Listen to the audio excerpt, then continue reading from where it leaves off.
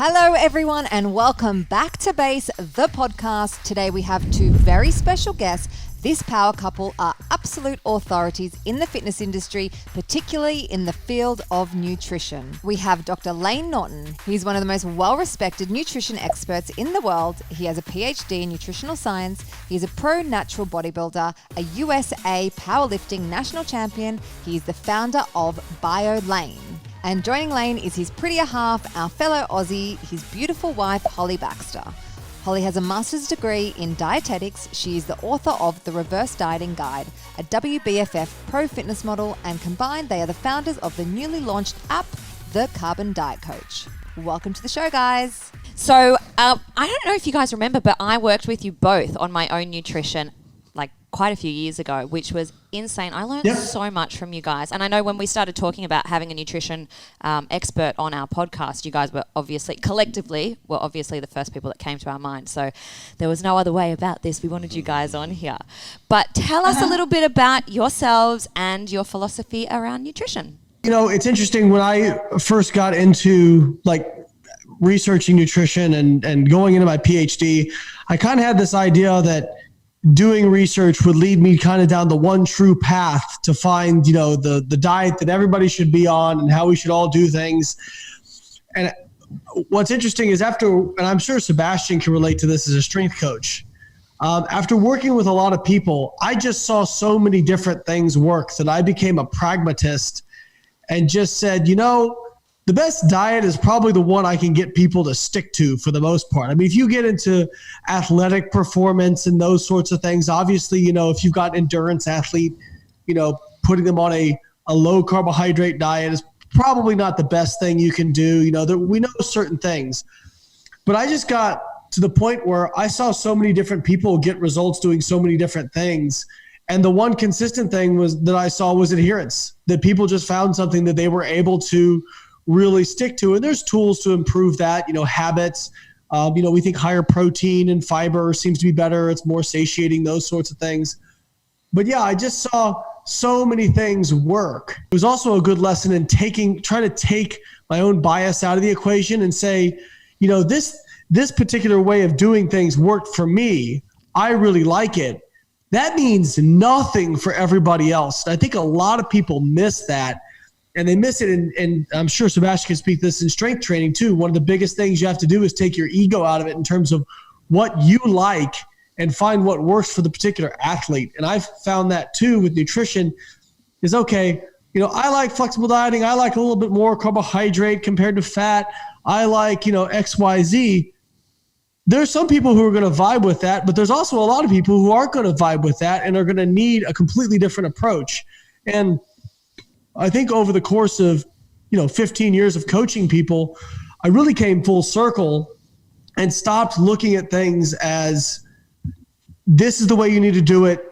Let's always do it this way. And I started looking as everything is tools in a tool belt.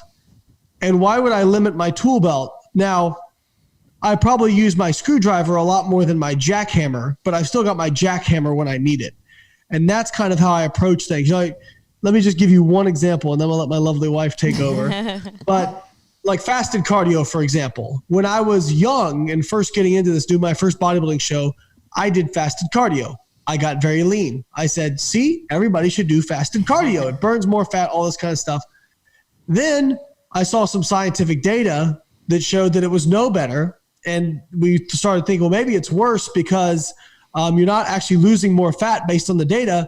And maybe it's more catabolic, and maybe you get cortisol rise, all this kind of stuff. So then I was completely against fasted cardio, told everybody that did it, they were stupid, they should never do it, it's a terrible idea.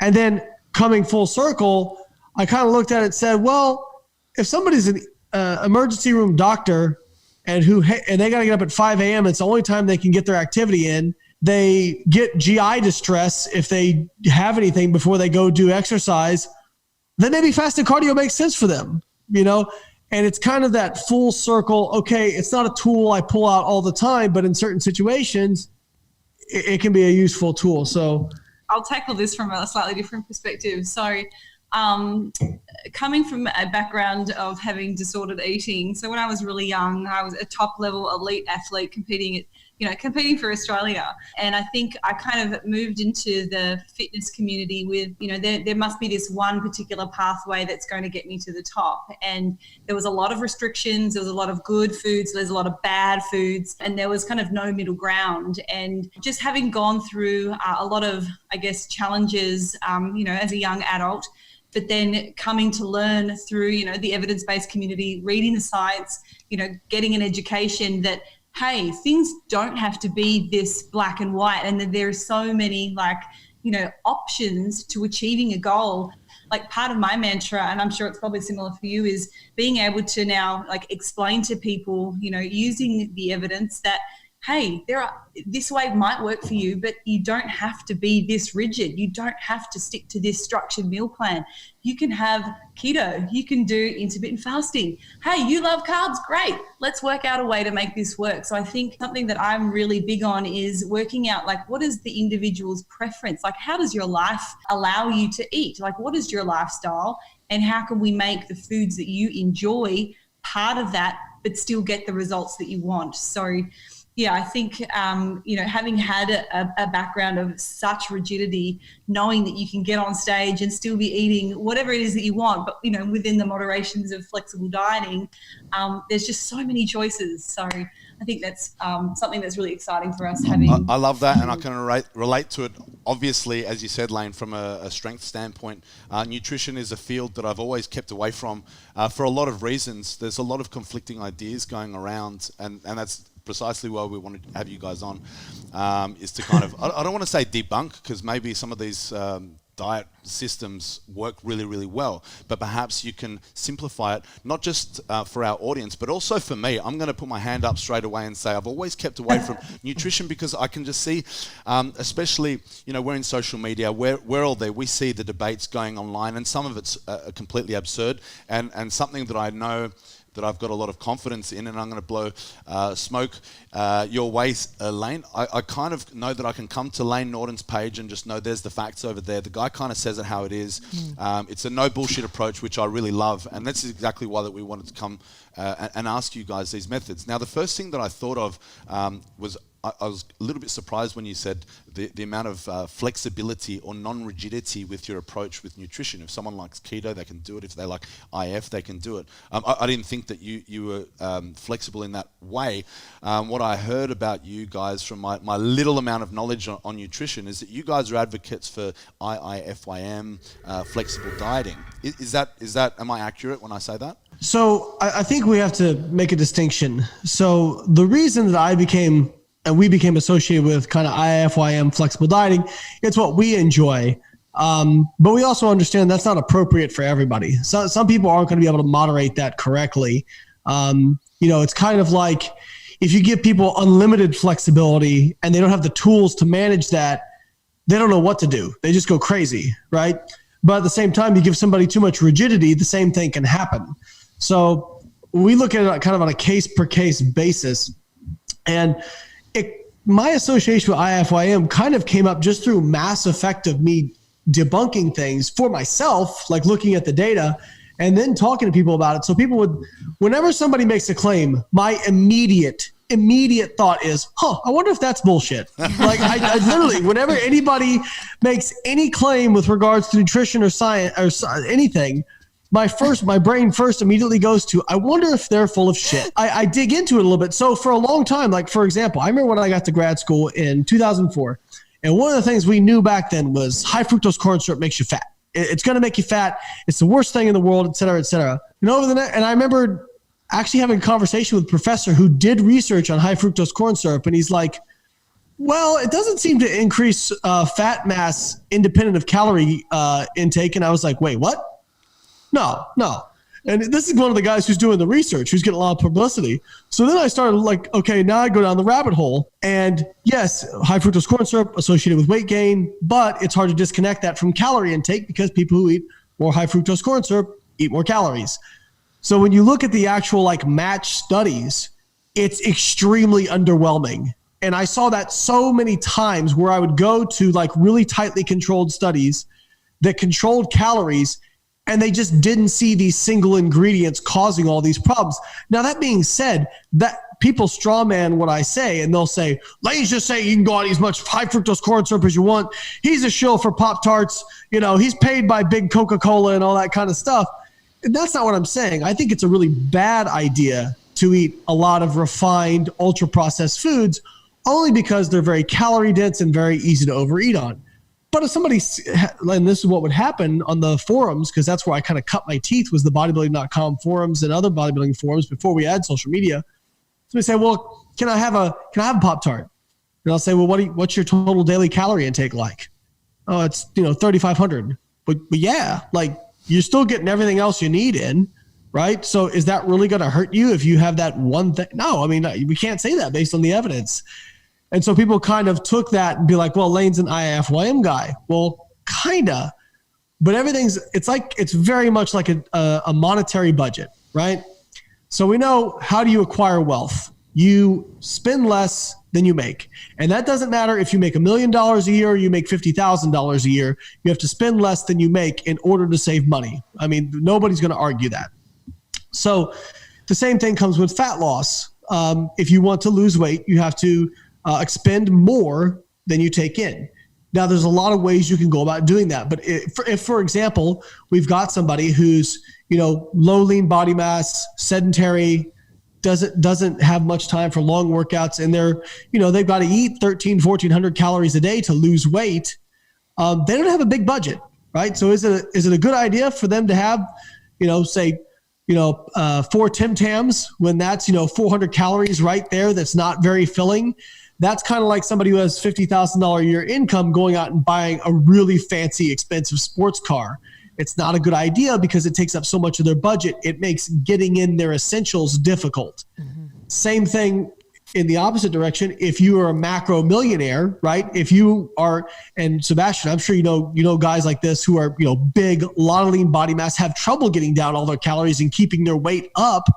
Can you imagine if you told somebody like Hapthor, hey, all you can eat is chicken, broccoli, and rice? Like the dude would have so much gastrointestinal distress from so much fiber that he wouldn't be able to eat all that, right? So in that way, for some people, ultra-processed foods are actually a great tool because you can manage hunger if they have a really high calorie budget. So I've worked with quite a few bodybuilders, and their calories are significantly higher than you or I girls. Like we're around the 2,000 calorie mark most likely. Mm-hmm. So these guys are eating in excess of 4,000 or 5,000 calories a day, and quite a few of them like using those old methods.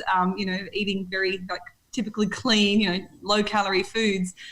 Some of them were actually getting to the point where they were starting to experience, gastrointestinal discomfort and some strange symptoms like nausea or vomiting. And, after inspecting their nutritional intakes, some of them were consuming up in the upper limits or beyond for some of the micronutrients. And you can end up consuming a toxic amount of some of these, smaller, elements, trace elements and things, and they can have a negative consequence. So for someone like that, you absolutely need to be encouraging, some more, processed foods that are higher and more refined, so that they don't feel sick. And even if it's not processed foods, just low satiating foods in that aspect. Mm-hmm. So that's why we always it just depends. So I love what you just said, everything about what you just said. So basically, I was kind of expecting you to go off on a tangent and explain to us what IIFYM means, which is why we never really had this in one of the diet fads. I just thought it was going to go without saying. But now I would love to know a little bit about IIFYM before we go on to the rest of the different types of diets out there. Can you just explain the types of guidelines we have? As you said, someone's on a really low budget. They're not going to eat 4 Tim Tams because they're not going to get all of the nutrient requirements. What are the guidelines that you must follow? Obviously, it's not just you can eat whatever you want and get the body that you want. Explain to us simply what are the guidelines that you must follow to successfully follow IIFYM? We're calling this segment Breaking Down Diets with BIOLAYNE. Well, as we say in our book, you can eat whatever you want. You just can't eat however much of whatever you want, right? Mm-hmm. So that's the constraints. I think a lot of people use the 80-20 rule, which I think is a relatively good rule, which is, 80% from, minimally processed, whole single ingredient foods in terms of, fruits, vegetables, lean meats, protein sources, that kind of stuff. And then 20% of your budget, go have fun with. But again, I don't want people to hear that and get too rigid with that, because again, you could have somebody out there who, if they're eating 4,405 or 4,500 calories per day, they're trying to gain weight. Even 20% might be too low to have fun with, because they're just going to have struggle to get in all those calories. Now, by the same token, if somebody's down to 1,400 calories, 20% may not make sense. It may need to be almost 100% minimally processed foods, just because they'll have trouble keeping themselves satiated if they're, having, very much ultra processed calorie dense foods. Generally, as a rule of thumb, the lower your calorie intakes, and again, I will reference the book, but so we have a set range of calories that are kind of deemed to be optimal or normal. Then we have people that are consuming a lower amount of calories, or then we call them macronators, people that seem to be able to consume a lot higher calories and still maintain their body weight. So the lower you are on that spectrum, I guess the greater the percentage of calories that really need to be coming from whole foods, just to ensure that you're meeting your body's, daily micronutrient requirements. And then I guess the higher up you kind of move through that spectrum, the more freedom you have to be able to start including more of those, fun, high calorie foods. So flexible dieting was something I came across because what I tended to see, and this was when I first started coaching back in 2005. I know it seems crazy that we had online coaches before Instagram, but when I first started coaching back in 2005, and I worked with primarily for the first 5-6 years of my career, 90% of my clientele was either people who competed in drug-free bodybuilding or people who had goals to compete in drug-free bodybuilding. Mm-hmm. After that, I started working with more Gen Pop and also worked with some IFBB people as well. But for the most part, what I observed was really interesting was that if the more restrictive they were during their diet, it seemed like the more rapidly they would put weight back on after their contest prep was over. Mm-hmm. And what I found was the people who I allowed to have a little bit more flexibility, or who had a more flexible mindset with, hey, I can have this thing. It's not that bad. I'm just going to track it into my calories and protein, carbs, and fats and move on with my life. They seem to do really well. Whereas people who were like, I'm only sticking to these foods or this meal plan, what I would find is they would do great with that for, a few days or a few weeks. And then they would have one day where they just went completely off the rails. It was almost like, the idea is like instead of like getting a flat tire, just changing the tire, they got a flat tire and then slashed all three of their other tires because they're like, fuck it. And I think that's actually, there's a clinical name for that. And it's called a disinhibition reflex. Mm-hmm. And if you think about it from a psychological perspective, if you put somebody in a room and you say you can go or put somebody in a house, and you say you can go anywhere in this house you want, but there's one door, and you go, but for the love of God, don't go in there. If you go in there, God help you. So what do you want to do? You want to go in there. What's mine there? Yeah. So it's funny that we have kind of this black and white thinking. So by me saying, it's okay to have this, some people think I'm going to make them eat that. And that's not true. What I always say is, a coach should never tell you exactly what you should be eating unless we're talking about some kind of clinical diagnosis. They should provide guidelines and structured flexibility so that inherently you know how to make good choices, but you also know how to handle it when you make not so good choices and you don't go off the rails. Mm-hmm. Thinking about it from a social perspective, if you're going out for dinner, like these things happen in day-to-day life all the time. So, then if somebody doesn't have the experience or the tools or the knowledge to actually make an adjustment on their own, like you're not really enabling them to grow. It's like, what's the saying about, you can give a person a fish and they'll eat for a day. You teach them to fish and they'll live for a year. Mm-hmm. Feed them for a lifetime. So, you want to kind of educate people and give them the tools to be able to go off and, not necessarily be reliant on you. And I think that's one of the things where we're so I can totally relate to that. When I came to you guys, I was gluten-free, dairy-free, refined sugar-free. And I remember saying to you, Layne, you, or even you, Holly, prescribed me this diet, and I was like, I don't want to eat any of that shit. Yeah, I was like, I do not want to eat any of that. That is just not for me. But it took me so long to wrap my head around how you guys prescribed these diets. I just could not get it. I could not grasp it. I was like, what do you mean I can eat this? It's only like in the last couple of years that I've gone, you know what, this makes sense. Yeah. So kudos to you guys. what we talk about isn't really sexy. It's not like soundbite worthy. Yeah. You know, it's kind of like, I'll make another monetary comparison, you know. So telling people, you know, save your money, you know, live within your means, invest wisely, you know, don't you know, do crazy things. That doesn't really grab headlines. You know what I mean? Yeah. But what pops up on your feed all the time is 3 steps to make 6 figures from home without even working. You know, that kind of stuff. That's the stuff that gets a lot of attention. Yeah. And sadly, you know, so people start, because that's what gets attention. That's what people start believing. And I think the one other thing we're missing is that people like to feel self-righteous about what they're doing, and they want to feel validated about what they're doing. Yeah. Right. So, for example, if you're on a very restrictive diet and you're suffering, right, because it just sucks, you want to feel like that suffering is worth it. So, you know, I've done this when I was younger. Like, I would be out somewhere, you know, having my chicken that I brought with me or whatever, looking at other people eating out at a restaurant, and I'd be like, oh, you fucking lazy, you know, whatever. But that was me trying to justify it in my mind as to what I was doing. I think a lot of people, they find what they like, and then they retroactively try to find the science to justify what they're doing, when in reality, saying, hey, I like this and it's my preference, is a perfectly reasonable reason to do something that way. Yeah. So, for example, I like a little bit of calorie cycling. So on days I have harder training sessions, I like to consume more calories. You won't find any scientific research that suggests that's how you should do things. In fact, most of the scientific research suggests that it doesn't really matter as long as your weekly calories are equated. But I like that, so I do it. But when I tell other people about it, I will say, hey, there doesn't seem to be any research behind this, but I like it. Maybe you will, maybe you won't. It's a tool in the tool belt. But I don't try to sell it as something it's not. And I think that's really hard for people, right? Yeah, it's a great approach, definitely. Everything that you're talking about sounds very obviously macronutrient oriented. Do you have any guidelines with micronutrients when it comes to IIFYM style of dieting? I'm sure some of you and maybe your listeners are familiar with the reverse diet, concept of restoring your metabolism and being able to increase your calories. So again, depending on where you fall on that trajectory of, being someone that is, their maintenance calories are very low versus somebody that, has been able to work through a reverse diet or has just never dieted in their life. So they've, naturally got this high endogenous metabolic rate.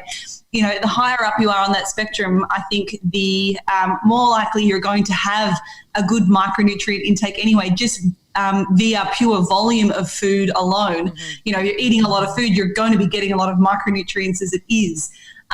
So again, I think depending on where you are on that spectrum, you need to pay more attention to, how many whole foods you're actually consuming, thinking about the breadth of, the food groups, trying to make sure that you're including everything as all of them as possible, or rotating through from week to week to make sure that you've got all of the micronutrients. But yeah, like I said, I think the lower end of the spectrum, you need to pay more closely attention to the types of foods that you're consuming as you move through. Then you have a little bit more flexibility to kind of expand. There was actually a study that examined this, I think about a year or two ago, and they looked at people who followed kind of a flexible eating pattern versus people who were on a set meal plan.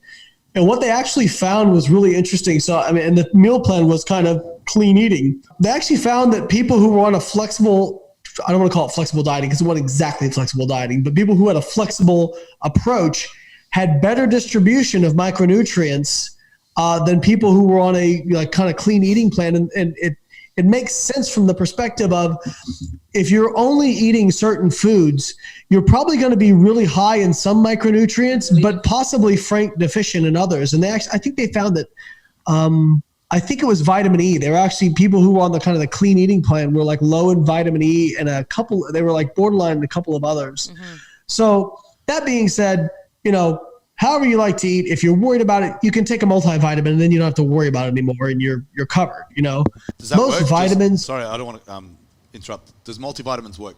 You've got some that are, first off, a lot of supplements end up being bunk out there if you actually test them. So that's one qualifier that we have to worry about. Bioavailability is probably the most important. Right. The natural form, like alpha-tocopherol and that sort of thing. Yeah. So if you think about it, like you're packing a bunch of, vitamins and minerals into a capsule form. So when it comes to its actual availability, how much of that is actually being absorbed across the intestinal lumen and actually, being dispersed throughout the body, it's not going to be as good as if you can eat something that's a whole food. There's a better chance for that to be actually digested and it's kind of insurance policy too. Yeah. Mm-hmm. So you've kind of touched on the next, I guess, diet style, which is clean eating. And we want to go through a whole bunch of these, but perhaps you can give us a small definition, the way that you define the pros and the cons of clean eating. So I think my first problem with clean eating is there is no objective definition of what constitutes a clean food. That was one of the first things I really had a problem with again, when my brain goes, I wonder if that's bullshit. That's one of those things where it's like, okay, well, why, what makes a food clean? Because, vegetarians or vegans will tell you that meat isn't clean. And then carnivores would tell you that, plants aren't clean because of, God, whatever reason they come up with. So it kind of depends on the group, but the one, typical, the clean eating I grew up with was kind of the bodybuilding style clean eating, right? Yeah. But even then there was debate about, well, you can't have dairy, or can you have dairy, or can you have fruits, because they've got fructose, that sort of thing. And I just find it very interesting. Like, one of the foods I used to break down clean eating is I actually talk about like air pop popcorn, right? So I'll ask somebody, do you think a sweet potato is clean? And everybody, oh yeah. I talk to these bodybuilders, yeah. Okay, well, do you think air pop popcorn is clean? Oh, no, it's not clean. So, okay, well, how does that work? Because explain your logic to me, because a sweet potato is more calorie dense in terms of volumetrics. Like, if you look at a bowl of popcorn, there's actually very little calories in it per bowl. But a sweet potato, you can go through like 200-300 calories like in a couple of minutes. Like, it's not difficult to get through. And popcorn has more protein and more fiber per serving than a sweet potato. So please explain to me how that's clean, but popcorn isn't. And then they kind of and say something about micronutrients, kind of storm off. So that was my first problem with clean eating, is there is no objective definition of it. I don't have a problem with somebody who wants to, if you want to call it like minimally processed, kind of whole food, single ingredient foods, fine. So, my thing was, okay, you can eat that way, but you don't have to eat that way to make progress. Now, here's one caveat to that. Do I think the general guidelines of clean eating are probably pretty good guidelines for most people, which is minimally processed, low calorie density, high protein, high micronutrient, like nutrient dense foods. Yeah, I think that's pretty good guidelines for most people. The problem is when you become rigid to that, right? So that's like saying, a reduced carbohydrate diet can help with fat loss. Absolutely. And people who say, well, I prefer to eat this way, that's a completely reasonable reason to do it. I've got no problem with that. But where the problem comes in is when they start trying to do fuckery with the science and say, well, insulin's the cause of why everybody's fat and sugar is addictive and this kind of stuff. And there's just no evidence for that. That just, you don't, but and again, it comes down to, you don't need to justify it. If you like to eat a certain way and it's sustainable and you can adhere to it, that's a completely reasonable reason to eat that way. Just don't try to do mental gymnastics to get, people to think that your diet is superior. Yeah, I think also, I guess if you know that you are somebody that really struggles with, setting limits on those types of, highly processed foods or highly palatable foods, it's probably not a good idea if you are that person to consume a lot of those or have them, prevalent in your diet, because then there is a greater risk, I guess, of overconsumption, excess calories leading to obesity. But for others, some people can very easily have a handful of, some candy or some chocolate, and then they can say, no, that's enough. So I think the people that kind of get into this mindset of, oh, you know, sugar is addictive, or, you know, it's the cause of obesity. Well, yes, it is a very palatable food, but generally what we tend to see is, you know, the foods that are most palatable aren't just high in sugar. Yeah, they're also really high in fats too. It's like you don't normally have one without the other. So, you know, do they both get a fair treatment? Probably not. I think generally sugar gets a bit of a bad rap, but not everybody has that same, I guess, response to eating those types of foods. Mm-hmm. And one other thing, I was actually reading a paper yesterday, and I told Layne to read the article. It's about sodium. So I think that's something else that kind of gets asked about, you know, with processed foods or frozen foods, you know, oh, isn't the sodium really high?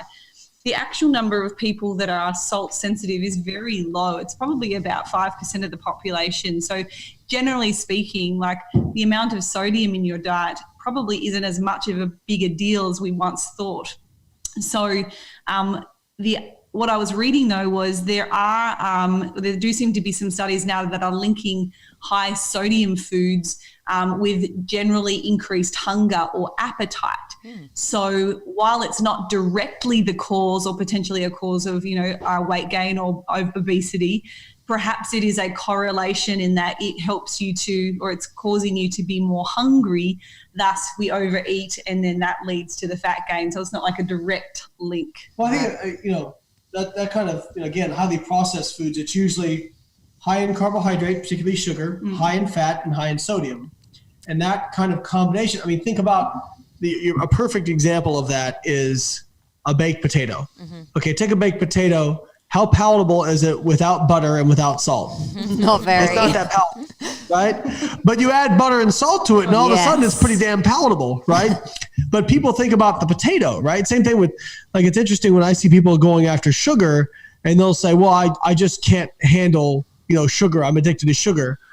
And they're talking about eating donuts and cookies and cakes and whatnot. Those foods do have, for some people, there is some evidence they have addictive-like qualities, but you're not talking about sugar. In fact, for most of those foods, there's more calories coming from fat than there is sugar. Mm-hmm. So it's just interesting how that's kind of become the bad guy in nutrition, and when in reality, it's kind of the confluence of several different factors that makes a food kind of hyper palatable or not. So it's super interesting. Like, I think a lot of people will resort to food as a means of coping with stress or anxiety, or, you know, some kind of problem that's going on in their life. And I'm definitely culprit and guilty of that. Mm-hmm. But I've had to start kind of unlearning how I do things, because it's become it's a habit. It's something that we've done. The behavior has gone on for such a long time. Now it's a habit. But what we tend to do is, like, when you eat, you're still getting the exact same kind of feeling that you would for as a comparison, like somebody that, uses or resorts to like drug taking. They're getting that like dopamine release, that feel good feeling. So when you eat, you're getting a really similar response, particularly in relation to these, highly palatable foods. So if you are stressed or you have some kind of anxiety, part of the brain, we've got the prefrontal cortex and we have the amygdala. So one of those is responsible for like our logic, our reasoning, all the things that make sense. And then one is like the hindbrain. It's our lizard brain. That's the amygdala.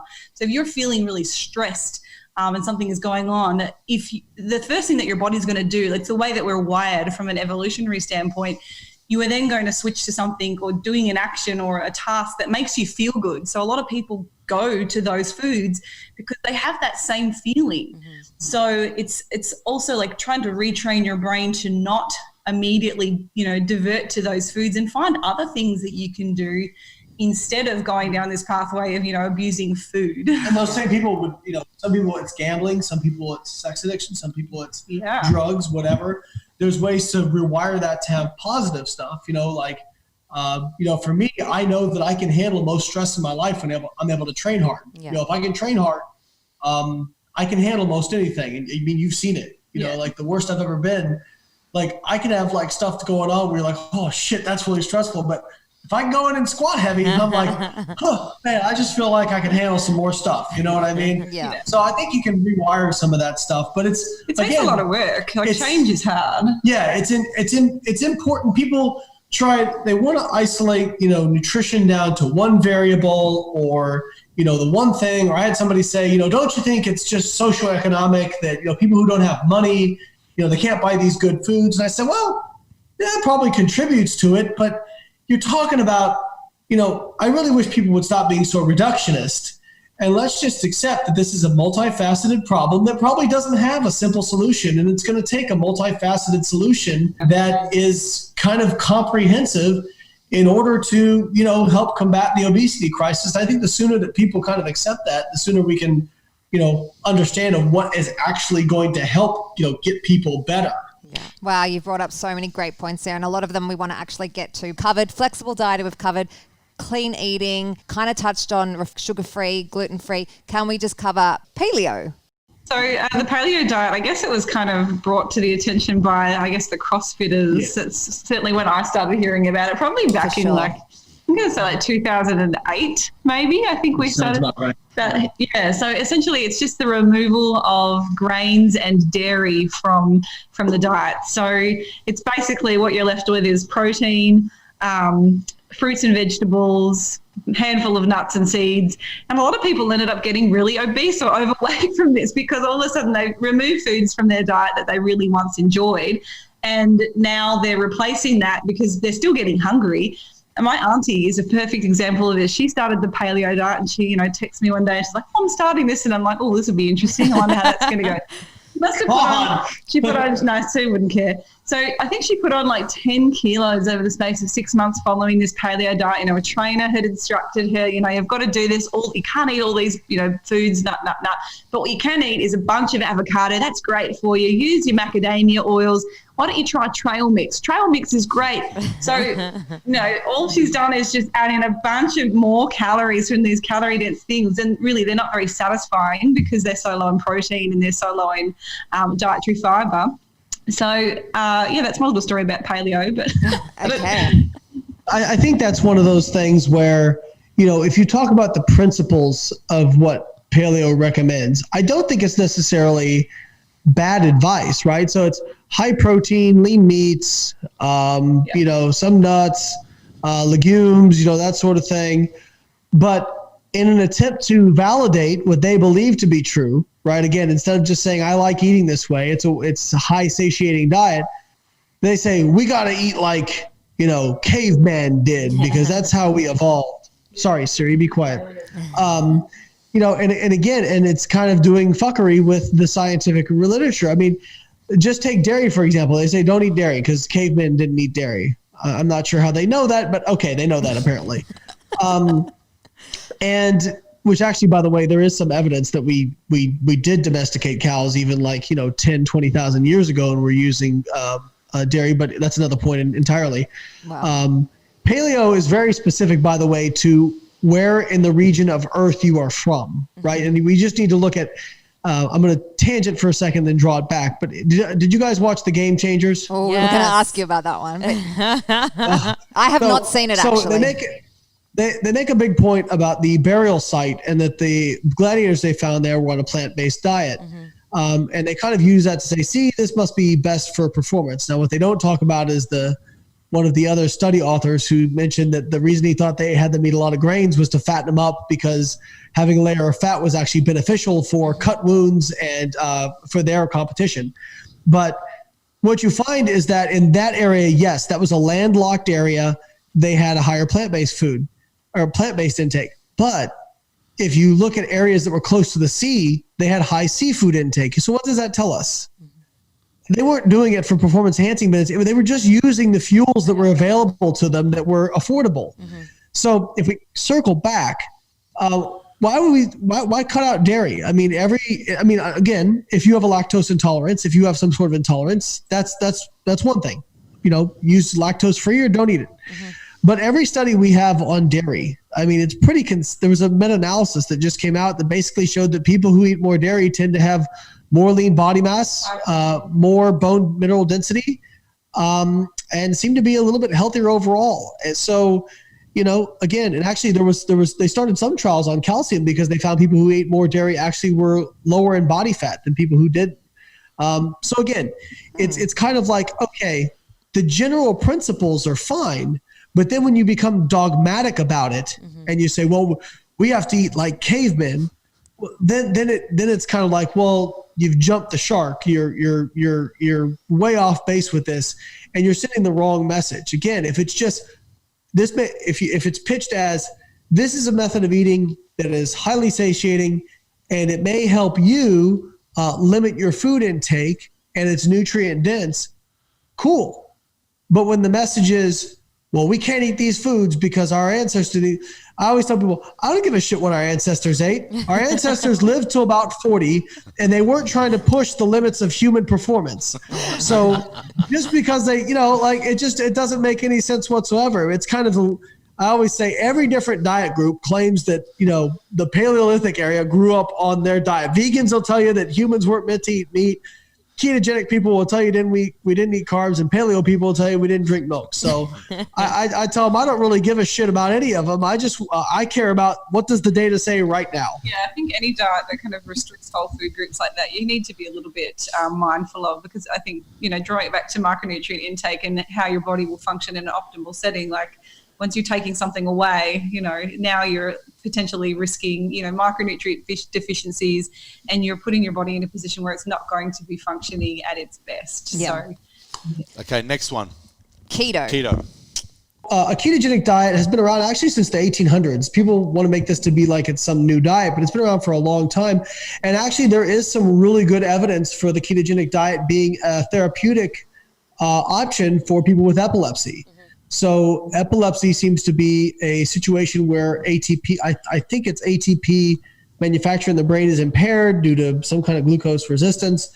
Yeah, I could be if keto experts hear this and I mess this up, feel free to correct me. But so by providing ketones as a alternative substrate to glucose, the brain is able to function, and it's actually been shown to limit seizures.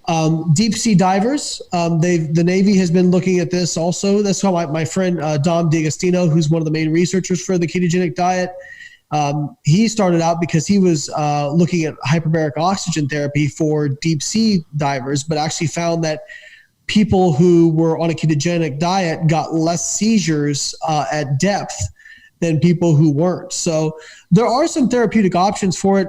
As far as cancer goes, there's glucose. So if there's glucose obligate tumors, the ketogenic diet might help with that. There is some new evidence that suggests some tumors in particular actually prefer ketones to glucose. So it seems to be very tumor type specific, but I'm not an oncologist, not a cancer expert. But there are some research going on with, maybe an adjunct therapy for cancer. So there are some interesting things out there. As far as how it works is basically if you severely limit your carbohydrate intake, and we're talking, minimum, you got to be under 100 grams a day. For most people, under 50. And also the ketogenic diet, it's not a super high protein diet, not a normal traditional ketogenic diet. People think it's a high protein, high fat diet. It's actually a moderate protein, very low carbohydrate, very high fat diet. And what happens essentially is that if you are on a biochemical level, if you're not eating carbohydrate in the cell, you have what's called the Krebs cycle, which is where you produce substrates for oxidative phosphorylation, which is how your body makes ATP. In the Krebs cycle, if you're not eating enough carbohydrate, what's going to happen is one of those intermediates called oxaloacetate doesn't get regenerated for the Krebs cycle, and you start having an accumulation of acetyl-CoA. And acetyl-CoA can be taken and converted by the liver to ketones. And so those ketones can serve as alternate fuels that the mitochondria in the cell can use for oxidation and to produce ATP. So if you take somebody and you put them on a low carbohydrate diet or you fast them, what you'll see is they'll primarily use glucose or, whatever is available fuels around for probably about 12 to 18 hours. And then once that runs out, you'll see their blood ketone levels start to go up. And they'll usually max out. I think it's like 2-3 millimolar is kind of what you get to the maximum. On a ketogenic diet, most of your fuel is fatty acids and ketones. You're not using a whole lot of glucose. And that's also ketones and fats are glucose sparing because your muscle still tries to. So people have this idea that when you're on a ketogenic diet, it completely depletes muscle glycogen. That's actually not true. Your muscle glycogen stores only fall 40% initially, but then go back up to about 25-30%. And that's a survival thing, because think about it, you can't use ketones for high intensity exercise, and you can't use fats for high intensity exercise. So go back 10,000 years, lion starts chasing you, you haven't had access to carbohydrates. You would want those ketones and fats to be able to spare the carbohydrates, so the carbohydrates you do get in, or that your liver makes, because your liver can make about 120 grams of carbohydrate a day with zero glucose intake. Mm-hmm. You'd want those carbohydrates you did have in your body to be stored, at least some, as muscle glycogen, so that if you needed it as a last ditch effort to get the fuck out of somewhere, you could, right? So that's kind of the biochemical aspects of it. As far as as a fat loss diet, some people find the ketogenic diet very satiating. Ketones do seem to have an appetite inhibitory effect. But in terms of calorie per calorie on weight loss, there's been several really well-controlled studies. And when I mean controlled, I mean like metabolic ward. I think people don't fully appreciate what a metabolic ward study is. This is where they house people basically in food jail. You're provided every single meal. Everything's weighed out, measured. They know exactly what you're eating. You cannot get food anywhere. And the reason these are only like 4 weeks long is because they got to pay these people a lot of money to stay at this place. Wow. So Not heard of those. When they've done straight up trials comparing even extreme high carb, like over 300 grams of carbs per day versus under, 30 grams per day, calories and protein equated, they don't see much difference in fat loss. In fact, the low fat diet was actually a little bit better in fat loss. I think people that will start a ketogenic diet will actually get a more aggressive weight drop in the beginning, and that's just due to the reduction in carbohydrates. Obviously, when you think about carbohydrates moving into the muscle cells, you've also got an accompanying amount of fluid that's going to move into that interstitial space. So when you take out the carbohydrate, not only are you reducing your stored muscle glycogen, you've also got removal of water. So I think people that generally what you'll see, they have to do a washout period in these studies to make sure that they're actually matching them tit for tat, because otherwise you will see in the beginning stages of those dietary interventions, the ketogenic group will have a greater, more accelerated weight loss in them on the front end. Right. Yeah, that's a great point. That's what they found in Kevin Hall's NIH studies, was they found a greater weight loss, but actually a little bit more fat loss in a low fat diet. Now, it wasn't much. It was like a few grams. It was like 20 grams extra per day. But there was actually a recent study that was done by the same group, again, completely inpatient rather. This time they didn't match calories. They just said, hey, we're going to give one group a ketogenic diet, another group a kind of like high carbohydrate, plant-based, high fiber diet, and you guys eat as much as you want. And let's just see how much each group eats.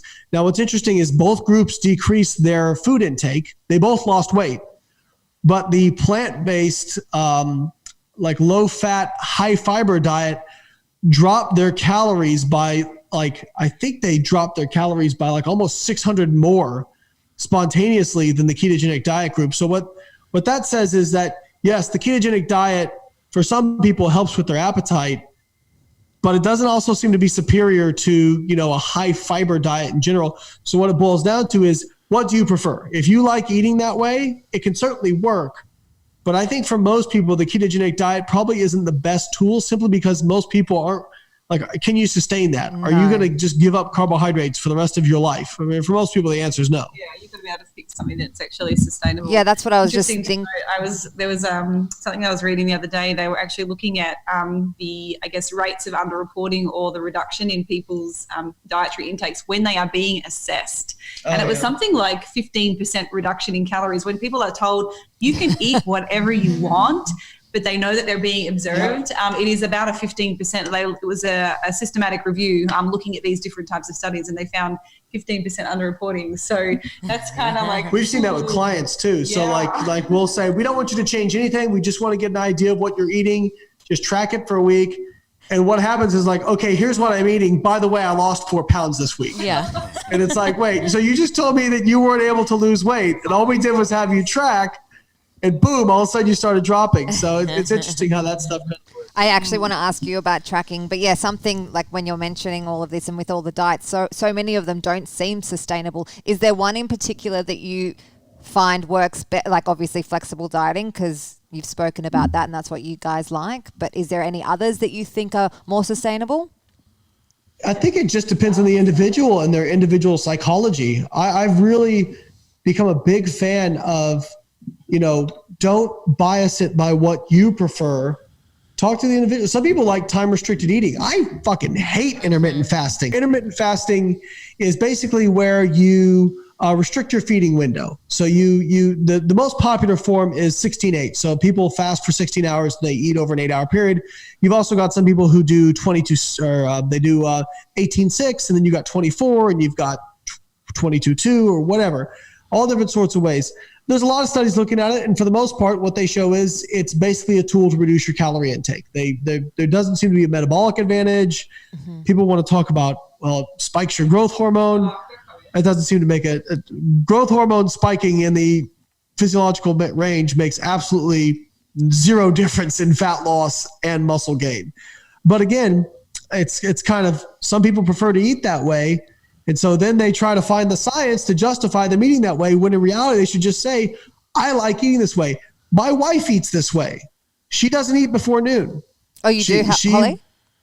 Yeah, I can. Even when I'm doing powerlifting and doing 1 rep maxes, I guess I won't eat. I generally train in the morning. I like to get that done and dusted so I can go and focus on work and not have anything else to distract me. So it's not something that I've always done. I kind of just gravitated towards it. I think over the years of trial and error with so many different nutrition strategies, just to see what works. And I think that's something we encourage our clients to do over time. Find something or an approach that works for you. Yeah. And so just Sebastian, I don't know about you, but I come from that old school bodybuilding powerlifting where it's like, you should be as full as you possibly can when you go into the gym. If you're not shitting your brains out while you're squatting, something's wrong.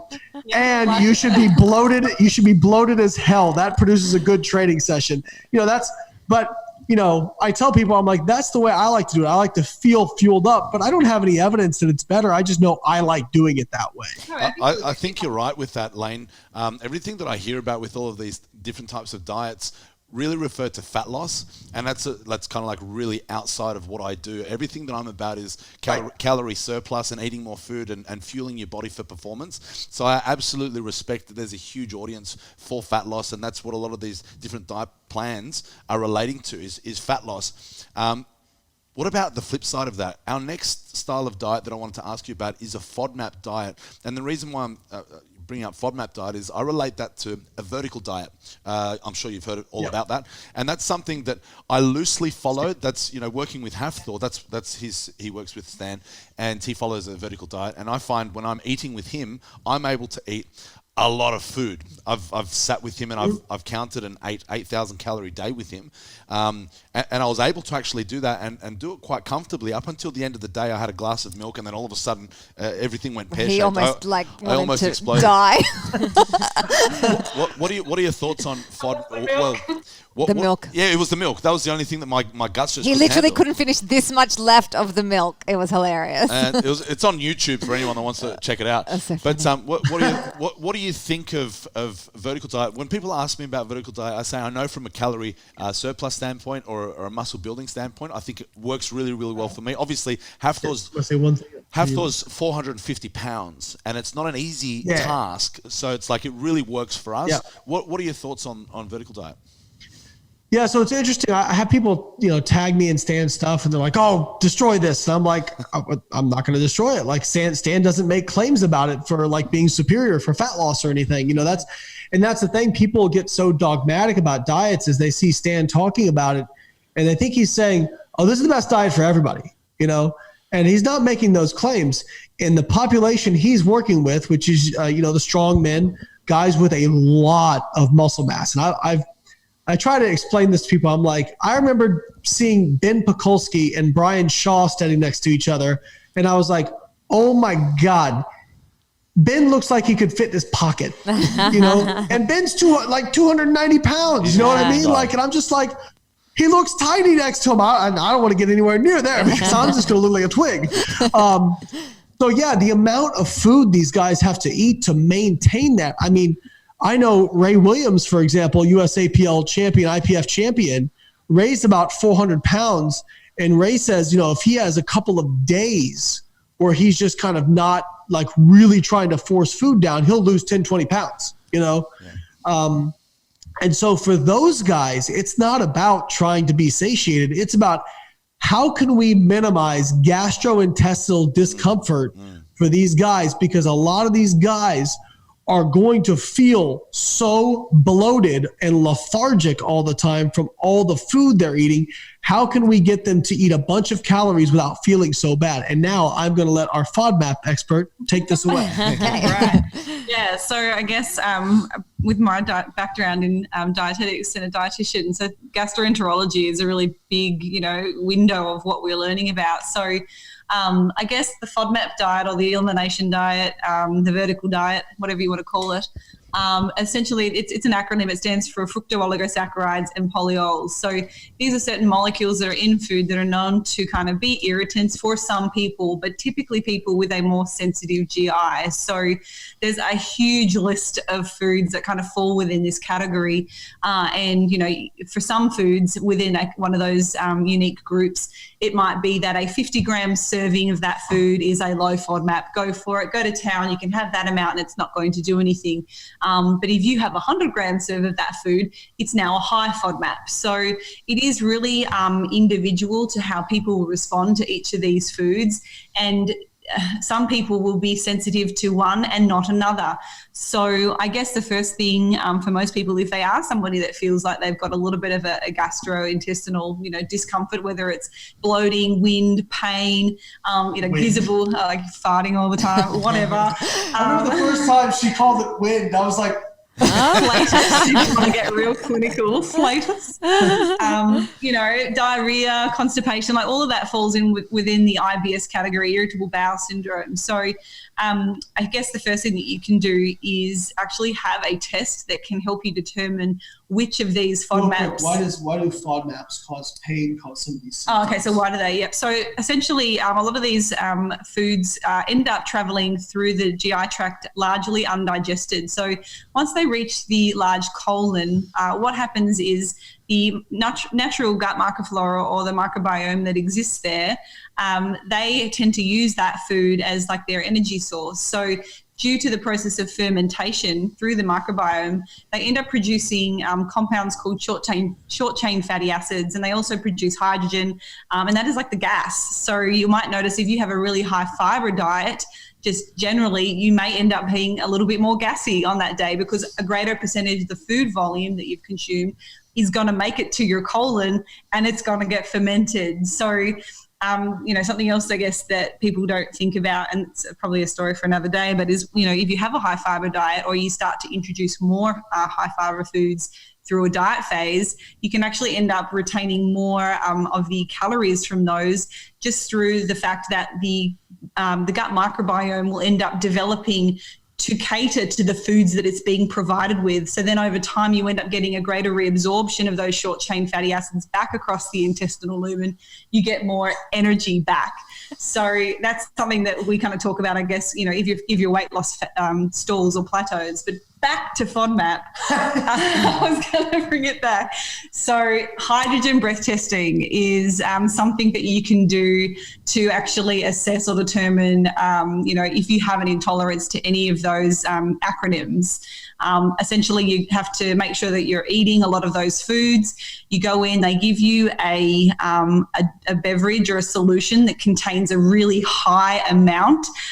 For example, it would be like the equivalent of if you were testing for lactose lactose intolerance, you'd be having like what's equivalent in a small solution of a litre of milk. Wow. So, you know, based on the amount of hydrogen gas that you produce and they collect, can kind of then give you a diagnosis of whether you're sensitive to that food. So it's a really quick and easy way to get a pretty quick diagnosis. Then you simply eliminate that particular food or that group of foods completely, and then over time you slowly reintroduce some of those to determine what your threshold is, because again, a small amount might be totally fine. You can get away with having 50 grams of Brussels sprouts or, you know, 50 grams of cauliflower, but if you have 100, then, you know, you're stinking out the entire bedroom. Forget about it. So, yeah. Do they have to test those individually, or can they do the test, like test all of them in one go? You can go to your dietitian. So a local dietitian that specialises in gastro and food intolerance should be able to organise that test, and you can go in and have the plethora of tests done. So you do them over a series of days. You couldn't do them all in the one day. Yeah. But, yeah, you test for those individually. Right. Bringing that back for you, Sebastian, to kind of the strongman stuff. So, for example, right now I'm planning. I was a 93 kilo lifter. I went up to the 105 kilo class last year, just as I was rehabbing my back injury. I didn't want to worry about being restricted. To get to 105 for me by the end. So when I'm here at 93, I don't have any GI discomfort. Like I can eat all kinds of different FODMAPs and it doesn't bother me. But I found that when I got to 4,000 calories a day, all of a sudden I'd get to the end of the day and I would just not feel like eating. So I think a lot of people probably have these sensitivities, but either their calories are low enough or they don't eat enough of these foods to really have problems. But when you start to get to guys who are eating, 6, 7, 8,000 calories a day, even if on a per calorie level, your diet's pretty low in FODMAPs, you can accumulate quite a bit throughout the course of the day. And so I think, again, some of the guys have said, well, I feel so much better. Some of them actually initially lose weight because they're not so bloated all the time. And people mistake that for, I lost fat, I got leaner, that sort of thing. But in reality, doing these elimination style diets is just freeing their diet from gut irritants, and it's making them feel a lot better, and they're able to perform a little bit better. So I think that's why it's all tools in the tool belt. If somebody is trying to get as lean as possible, the feeling of being bloated is actually good for getting lean because it stops you from eating. But if you're trying to pack away 8,000 calories, it's a pretty terrible thing to have because now it's limiting you from being able to get that many calories in so you can deadlift an absurd 501 kilos. On that, just the idea of feeling bloated, I've always associated that with a really not a nice thing. Is this something that you're kind of aiming towards when you're putting someone on towards a fat loss goal? Is that an okay thing to feel bloated? Yeah, so I think it depends on the individual. Some people they get that feeling of bloated, especially females, and it discourages them, and they get, but some people like our friend Layne Norton. She's a trainer out in LA, and she prides herself on the veggie bloat. She talks about eating, 2 pounds of broccoli in a meal, and she's like, hey, I promise you, she's like, if you eat 2 pounds of broccoli, you don't want to eat anymore. She's like, so go do that. So, I mean, I wouldn't like it. But I remember when I was getting ready for show, when my calories got down to around 2,100, 2,000, for me, that's a pretty low amount of calories. And I was eating a lot of mushrooms, actually. So mushrooms are very satiating. And I would eat literally a pound of mushrooms with some meat as well. And I would be so bloated after that, but it would make me feel full. And so I wouldn't eat any more calories. So it was good from a satiety standpoint. So I think it can be a useful tool. The other thing is you hear a lot of is people go, well, I feel bloated all the time. My GI isn't healthy. Actually, your GI is probably really healthy. The fact that you are bloated, because that means your gut bacteria are just having a party down there because you're giving them all kinds of fuel. Okay. That's so people kind of mistake this, discomfort for I'm not healthy. Now, there can be times when you're not healthy and you are bloated. That's true. But just because you're bloated doesn't mean your GI is unhealthy. And I've had to explain that to a lot of clients. But sure, you're eating a lot of dietary fiber. Yeah, sure. It can be a fuel. And that, again, going back to kind of elimination diet or even the carnivore diet, which is very popular now. A lot of people have started the carnivore diet. They say, I lost weight. Well, you're eating meat, which is hard to overeat on. And secondly, you're not eating any fiber. So if you are somebody who has a high degree of gut irritation, you've essentially just done an elimination diet and you've cut the gut irritants out, and all of a sudden you feel better. It's not that, meat heals or that, meat is magic. And you just cut these gut irritants out and you feel better. So again, that's why we say everything's tools in a tool belt, because as you can see, depending on one person, like a Hafthor, right, you wouldn't want to give him the same style of programming or even, and I'm sure like even with training, right, you're not going to program for him the same way you program for a 66 kilo IPF lifter, right? Like those smaller guys can handle a lot more volume.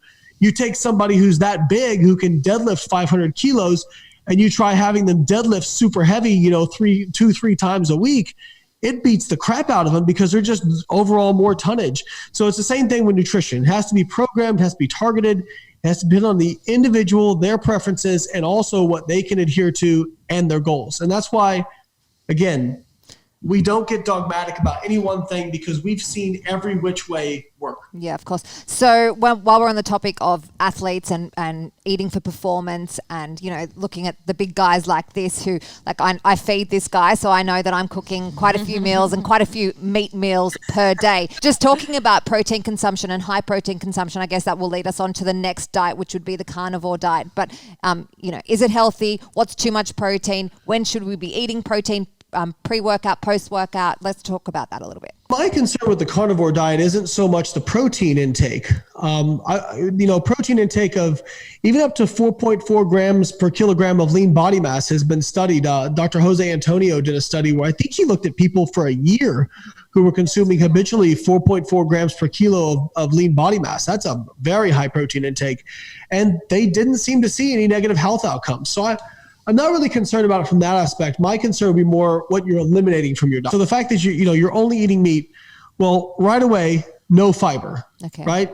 And I actually had a debate with two carnivore people, Paul Saladino as well as Sean Baker. Their point was, well, you don't really need fiber. If I don't eat fiber, nothing bad happens. Well, if you look at the systematic reviews and meta-analyses, like, no, if you stop eating fiber, is it going to kill you tomorrow?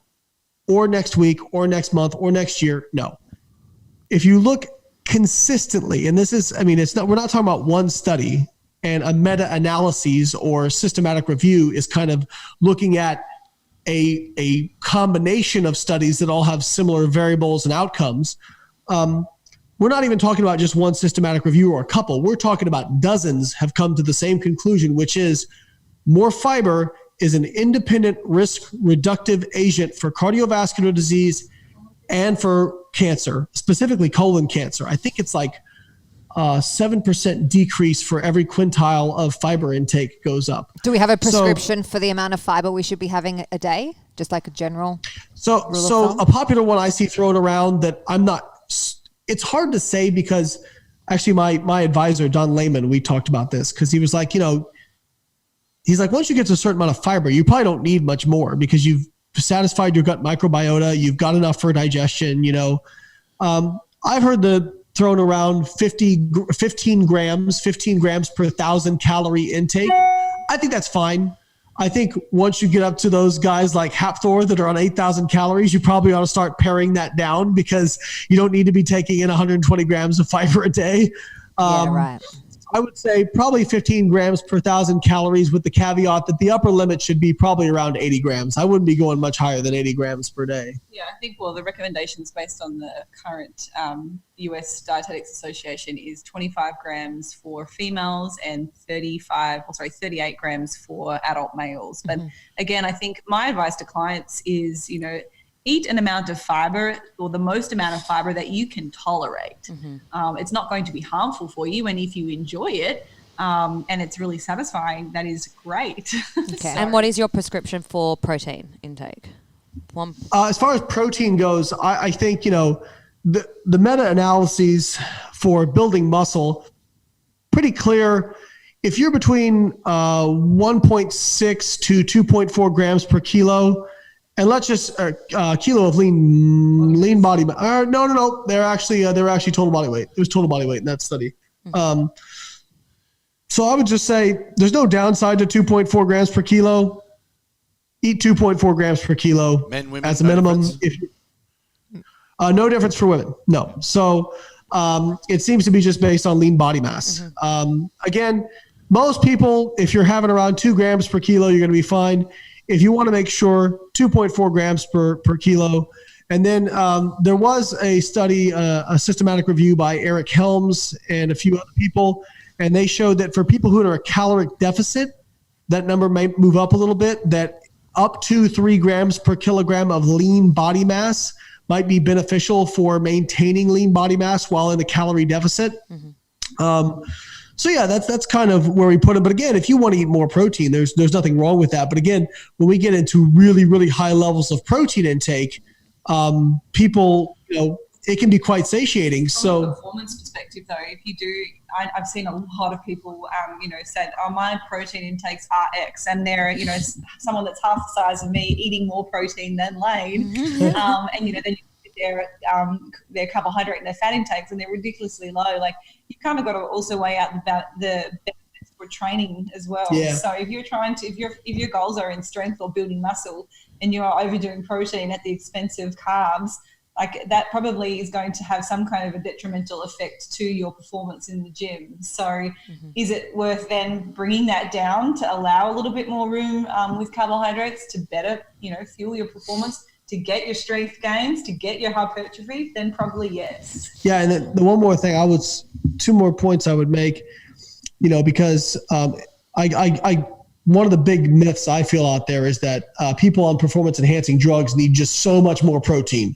I've seen this be pervasive in the bodybuilding community. They say, well, that's fine for you little tiny natty guys, but us guys on the sauce, we need, 5 grams per kilo of protein.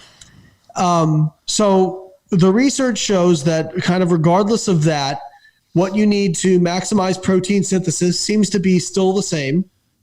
And if you're worried about protein as a substrate for building muscle, which I think a lot of guys who take performance enhancing drugs, one of the things they worry about is, okay, well, if I'm building so much more muscle than somebody who's natural, I'm just going to need more protein to build that muscle. Well, I can do math, so I can break down exactly how much that is. So if you look at, let's say 25 kilos of lean body mass in a year, and I think most of us would consider that a very, very high amount of lean body mass, even for somebody who's new to performance enhancing drugs and takes a crap load of them. That breaks down to, on a per day basis, in terms of dry weight of tissue, about 20 to 25 grams. So if you're worried about it, eat your 2.4 grams of protein per kilo of body mass, add 30 grams on top of it, and you're covered. But again, if somebody likes more protein, there's no downside to it. But for some of these guys who are so massive and have to eat such a high food volume, protein is very satiating. It might be actually better for them to pare back some of and I've done this with guys who I worked with. I worked with some IFBB pros who actually brought their protein intake down, and they couldn't believe how much better they felt. Yeah, I think something that does tend to happen, though, is on the higher calorie end of the spectrum, just through, trace amounts of protein from other foods that might not necessarily be high in protein, just through sheer volume, you've then naturally just got a higher amount of protein coming in, and that can kind of push the end of that range that we recommend. So you're probably going to have somebody. Yeah, if you're eating 8,000 calories a day, you're probably getting 100 grams of protein in just from your other sources, So yeah, it's interesting, but again, and this is me as a protein guy saying this. I love protein. The one other caveat I'll say is that per day is a little bit of a misleading number because the human body has no viable storage mechanism for protein. And one of the experiments we did in my PhD thesis was we actually looked at, okay, we're going to equate daily protein, but for one group, we're going to give almost all of it at night, like for dinner, which is actually a way a lot of people eat. They don't eat much protein, breakfast and lunch, and they eat a lot of dinner. So we gave 70% at dinner, 15% at breakfast, 15% at lunch. And then the other group, we kind of evenly distributed. Now this was in rats. So I did that because I could use a high subject number and I could control it. Like I weighed out every single meal for 110 rats every day for 11 weeks, Wow. 3 meals a day. It's a nightmare. But at the end of it, the subjects that we gave the more evenly distributed protein intake to across the day had a little bit bigger muscles, about 8 to 10% difference in muscle weight. So that's actually been recently kind of replicated in humans, and they saw, similar findings, not a bunch more muscle, but some more muscle. And it makes sense because humans the body doesn't have a viable storage mechanism for protein, right? Like you can't, somebody said, well, muscle is a storage. No, it's not a storage unit. So you kind of either have to use those amino acids for anabolism, or the body oxidizes them and uses them for energy. And after a few hours, you're kind of through it. So 2.4, what I recommend is 2.4 grams per kilogram of lean body mass, more if you want. But make sure that you're also distributing that over, 3 to 5 meals per day from high quality protein sources. And I think that's kind of the general recommendation that I would give. So this is the only merit to meal timing is protein distribution. You just said 3 to 5 meals for someone who is on a calorie surplus. So let's talk about me and my audience now, people that are looking to gain as much muscle as possible. What would you say is the most ideal amount of times per day that they should be spreading their protein intake? Yeah, if you put a gun to my head, I would say that 4 or 5 meals is probably better than 3. Yeah. But I don't have any scientific data to back that up. I'm going to talk about the refractory period of protein. Oh, we'll be getting into the weeds with that. When I first got to grad school, and this was very normal for, the early 2000s time period, the idea was eat 8 meals a day every 2 hours, because that way you're going to have a constant stream of amino acids coming in, right? And I'll try to keep this brief. But one of the coolest things about my graduate school was it actually changed the way I ate. The first experiment we did, we were going to look at, okay, if we feed a meal that maxes out the protein synthetic response, how long does that last? Because nobody had ever done that. And what kind of predicts how long it lasts? So what I figured would happen was that, okay, leucine, the amino acid leucine, seems to be the trigger for muscle protein synthesis. I figured, okay, well, however long leucine is elevated in the blood will be how long we see protein synthesis elevated. So I got the data back. And this is one of the things that absolutely destroyed my biases and made me question everything from then on. Leucine was still elevated at 5 hours post-meal ingestion, but protein synthesis had come back to baseline by 3 hours. Wow. And I kept rerunning the data and rerunning it. And finally, my advisor, who's one of the most brilliant men I've ever met, Dr. Don Layman, he called me into his office and he was like, so where are we with this duration study? And I said, well, I just got to run the data one more time because it's wrong. And he's like, why is it wrong? And we went through why I thought it was wrong. And he said, it sounds like your data is just fine. It sounds like you're trying to torture your data to fit your hypothesis. And what you need to do is change your hypothesis to fit the data. And that was like a moment for me.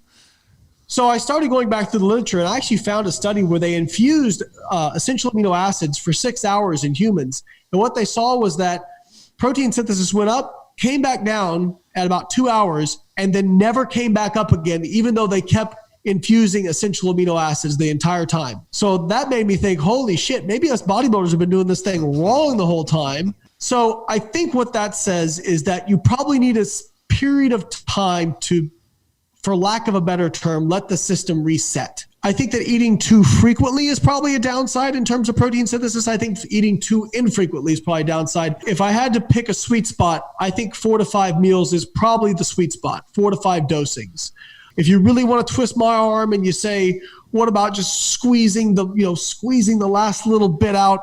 If you're somebody who wakes up in the middle of the night anyway, which I am, you could always just down a protein shake real quick. Because I always have to wake up in the middle of the night to go to the bathroom. If you could just down something real quick and go back to bed, maybe you're getting a little bit more then, because that's an 8-hour period where you normally wouldn't feed.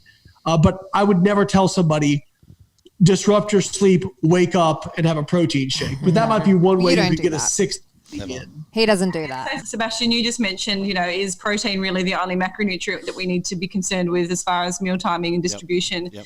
I actually just put an infographic together very recently on, meal distribution, meal timing. And this particular study was looking at two meal occasions, which were calorie equated, macro equated. And essentially, if they were fed, so the group that were fed the meal in the morning actually got a significantly greater thermic effect of food than when they ate the same meal, same calories equated at the PM occasion. and it was a significant or a meaningful amount of calories. So that was a 2020 publication. It kind of goes against some of the studies that had previously been published, I guess, on, meal distribution, thermic effect of food. So basically, to kind of summarize what they found was, if you are able to eat a greater percentage of your calories in the morning, you may have a better energy burn from the metabolism and breakdown of food compared to if you ate the same amount of food later in the day.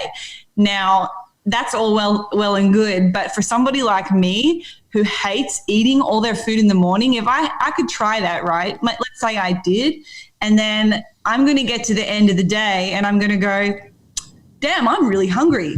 I'm with you, My Holly. calories are up. And I'm probably just going to have another snack. And that therefore takes me out of compliance to my targets.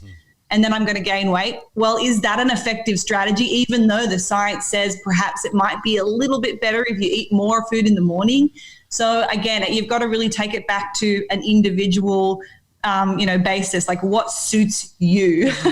Yeah, and I think one more thing I'd add to that is a lot of people kind of chase that perfection with physiological stuff when in reality, compliance is the science, right? Like, especially with fat loss, you've got to start, your absolute rock foundation has to be, can I get somebody to be compliant to this? Because the best diet in the world means absolutely nothing if you can't stick to it. And so what that also means for your strongmen, Sebastian, is you need to have them eating all at night and nothing in the morning, right? So the thing is as well, with the strongmen, it's like the meal timing, I don't think they even think twice about that. It's more about getting the actual calories in. Yeah. And they just find it easier to stomach that many bouts, like smaller bouts. Well, I think also, Sebastian, a point to hit on is I don't think that meal timing maybe necessarily doesn't matter at all. I think it might be so small that it's hard to pick it out because human trials are extremely messy. It's hard to get high subject numbers. It's hard to get compliance. It might just, if we're talking about a 5% difference, it might just be too messy to pick it out, right? So that might be something we just don't ever see, even though it may be an actual difference. I think that nutrient timing, if it matters, probably matters the most for people who are on low calories, right? So people where their glycogen, because if you're a strongman eating 8,000 calories a day, your glycogen is topped off literally all the time. You know what I mean? It doesn't matter if you went 3 hours without eating. It's not like that. You're not gonna stop. Yeah, that 2,000 calorie lunch didn't just all the way run through you. You know what I mean? But if you're talking about somebody who's on 1,500 calories and they're down to the lowest bits of body fat getting ready for a show, then maybe they need to have a higher carbohydrate meal before their training session, because maybe that's the only time they're going to have a reasonable amount of glycogen to go train. So I think, again, it kind of depends on the individual. And I think, again, that's why we try not to get dogmatic about what we say, because one other thing I'll say about the study she cited is, now I've gotten so skeptical that if something comes out in one study, I go, that's great. Wake me up when there's about 10, and then I'll get excited. Oh, I would love to hear your conversations. All right, I think we've covered most of them. Just quickly, just touching back on gluten-free and dairy-free. So unless you've got intolerances. Yeah, absolutely. So I have had that many people say, I think I need to be gluten-free. I just do better. Gluten is one of the FODMAPs. So for some people, perhaps, moving to a gluten-free diet may be better for them from the, better GI symptoms, they become symptom-free. But the blanket recommendation is, no, it is not healthier. In fact, if you are, as someone that thought and was, gluten, I was diagnosed with celiac many years ago, and it turns out I don't actually carry the gene. So it was a misdiagnosis and some of the testing was inaccurate. But as someone who had followed a gluten-free diet for several years, it is not easy. It's expensive. It's just annoying at every single point of the day, going out for, restaurants. I swear I've had that much saliva from other people in my foods. It's not funny. and it's not healthier. So, you're again, anything that blanket rules out food groups is not necessarily better because you're minimizing the amount of, micronutrients from other foods. And same thing goes for lactose. So it is not healthier to be lactose free. It just means it's a pain in the ass for nearly every single recipe. Unless you are somebody that has a lactase deficiency, you do not carry the enzyme that breaks down lactose. It is absolutely unnecessary unless you just want to be cool. Yeah. So, okay. I'll leave you guys with one story. I had one gal come to me, not Diana, and they swore. Are you sure? Come on. They swore up and down that they were gluten intolerant, and I kind of, went down the road of, all right, sometimes I just let it go, and sometimes I go, all right, let's press on this a little bit. And I kind of went down the road of, all right, when are you having gluten? And it turns out really the only time she was having gluten was when she was binge eating, right? So she would try to restrict it, and then she would have something in it, kind of go, fuck it, since I'm already going to feel like crap, and eat a bunch of it. And I said, are you sure it's gluten and not just the 2,000 calories that you pounded down? And I said, I tell you what, I want you to eat 2 slices of bread tonight, and then let me know how you feel. And the next morning I had an email. So, oh my God, I'm not gluten intolerant. I said, oh, imagine that.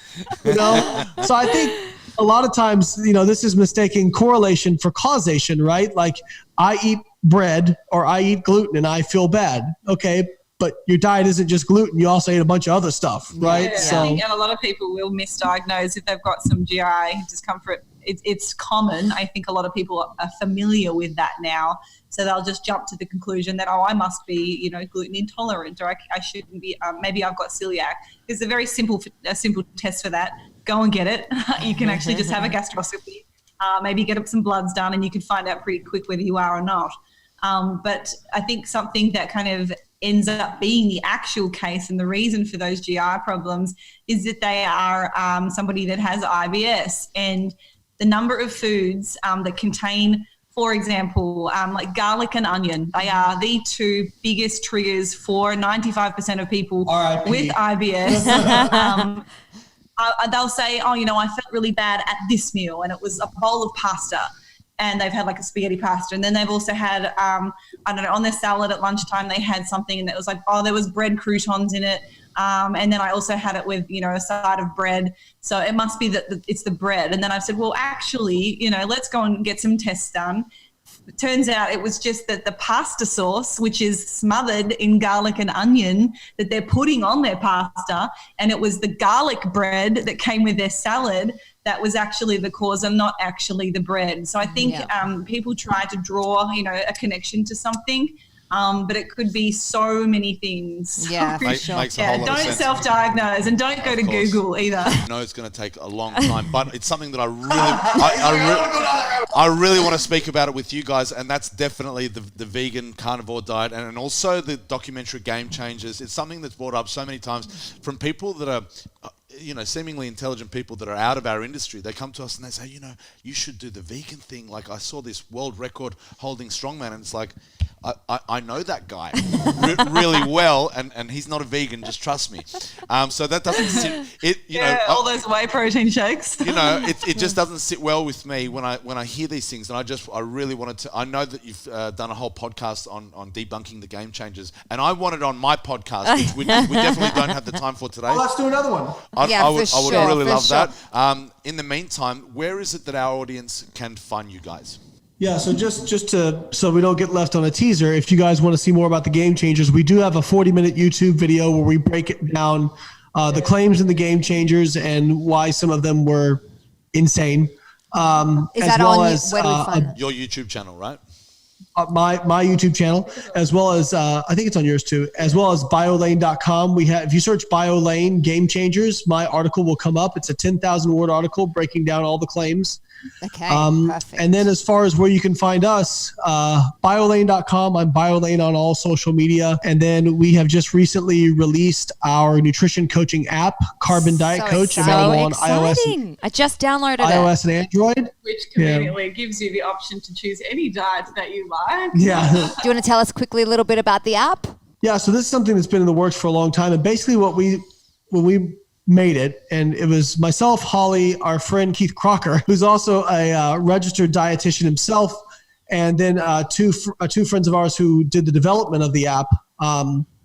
So basically we set out to say, all right, we're going to build this system so that it coaches like we would coach. Mm-hmm. If we have tried to break it, and we did break it for a long time, because that's what you do when you test apps. And if it gave us, an adjustment or something that didn't make sense or something we wouldn't do as coaches, we went back to the drawing board. Is basically the way we did it. So there's never going to be anything that replaces, one-on-one coaching, because you can never match the amount of support that you're going to get from an actual person, which is why we also offer coaching through Team BIOLAYNE. But not everybody can afford hundreds of dollars a month for a nutrition coach. So we wanted to come up with something that anybody could afford. So our app is $10 US per month. Mm-hmm. It's actually cheaper than that if you pay for 6 months or a year up front. And it has, it's everything. You can do fat loss, muscle gain, reverse dieting, maintenance, and it functions incredibly well. I used it to coach me to drop from the 105 class, the 93 kilo class. I've basically maintained all my strength. Actually, I've gained on my bench press. So it's a coaching app. So basically, when you go to the app and you download it and you pick a plan, it will ask you several different metrics, like what's your weight, what's your body fat, and if you don't know your body fat, don't worry, we have ways to calculate it. What are your activity? What's your lifestyle like? What's your activity level? I think it's 8 questions in the sign up flow, and then what goal you want. You and then also get to select like your rate of loss or rate of gain. So there's a sliding scale. Like if you're doing fat loss and you know how much you'd like to, you just slide it to, I'd like to lose, a half a kilo per week during this fat loss. So you are in full control of all the metrics. You check in with it weekly like you would a coach. You mark your compliance. Is it for females that you come into your menstrual cycle, yes or no?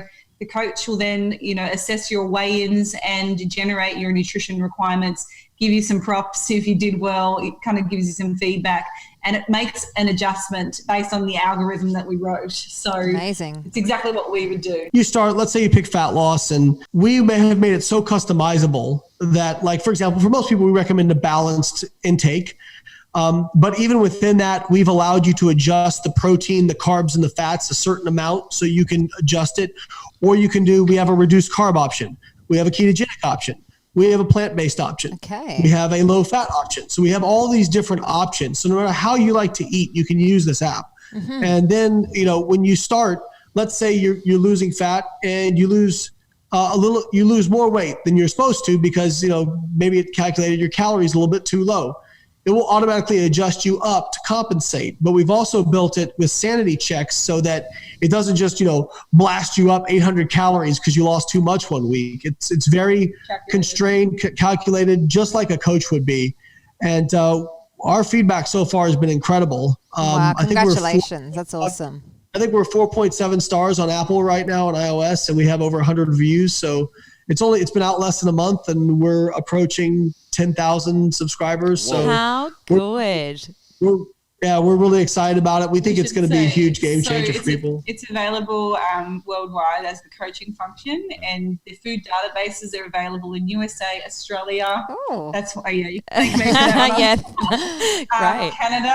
She's like, I'm quitting this company if we don't have Australia. Our team contemplated not doing it on launch, and I'm like, I'm quitting if you don't put Australia. So Australia and then the UK. So those 4 countries. And Canada. Even if, let's say you're in, Germany, even if the database isn't specific to your country, it'll still find generic foods like rice, milk, all that kind of stuff, whatever. And you can also create custom foods. So if there's something specific to your country that we don't have, you can put it in yourself and then it's in there for good. There's a lot of customization options. We have a calorie cycling option. Like if you want more calories on certain days, if you adjust, say, your Saturday up, it'll automatically recalculate the rest of your week so that your weekly budget is still the same. I mean, we tried to think of everything. So we're really excited about it. Well, you guys are seriously, like, my mind has been blown. I think I'm going to have to listen to this podcast myself about 1,000 times just to process all of the information that you've just provided for us and our audience. That is amazing. Holly, can you just share with us your Instagram tag as well? Yeah, so I'm Holly T. Baxter. I think it's the same on YouTube. We're going to put them all here for you guys as well. But yeah. that was amazing. She doesn't know her Facebook. Well, we're not really good with Facebook either. Thank you so much, guys. We literally probably had another 10 questions that we wanted to ask you. So please, will you come back and do another episode with us? We really wanted to talk about the difference between your nutritional approach for men and women, because that's what our business is about. Training and dieting around the menstrual cycle. Yeah, menstrual cycle. Game Changers is my one that I want to speak about. So if you'd like to come back on, we'll have you anytime. So we'll talk about that. But thank you so much for joining us. We've loved this episode, and I'm sure our audience is going to as well. See you guys. See you. Bye. Take care, guys.